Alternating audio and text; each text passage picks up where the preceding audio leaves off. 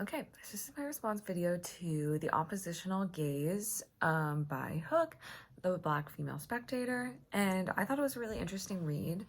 I read it prior to watching the film, so I felt like I was watching the film through that lens, which was definitely more interesting for me.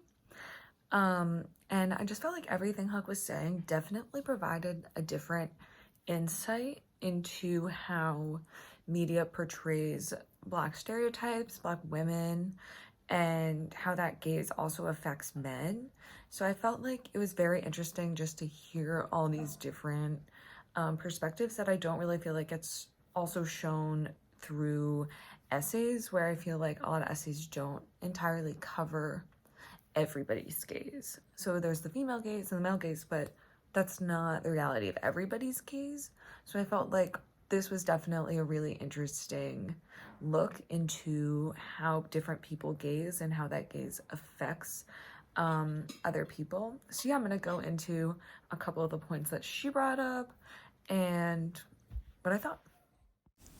Hook suggests that there are a number of different reasons as to why the Black female gaze has been so underrepresented and just wasn't talked about in the media properly or accurately. And I think the main one being is how Black women have just been persistently abused by the gaze and not represented in a proper way. And I think this comes from feminist white women who suggest that they're advocating for everybody when in reality they're only focusing on the gaze that impacts themselves. So that we're erasing entirely the representation in the gaze of Black women.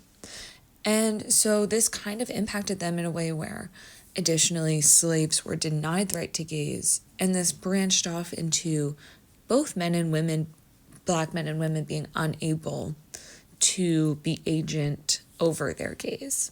And women wanted to control this in a way of redirecting the gaze and having this overwhelming desire to rebel against the gaze.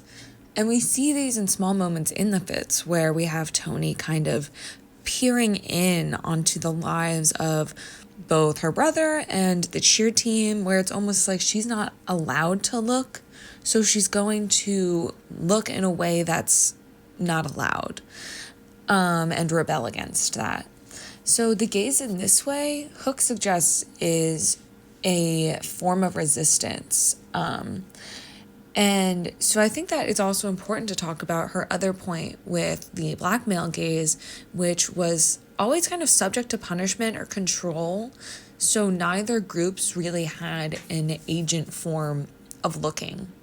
And we also see this again in the fits on a really, really minor scale, in my opinion, where her brother, he's the one who always has to have ownership of her and gets in trouble if she does something. So in that way, her brother is always going to be the one scrutinized or punished or controlled, when she's the one, making these choices, which aren't inherently wrong, but the Black man in the movie is the one getting scrutinized.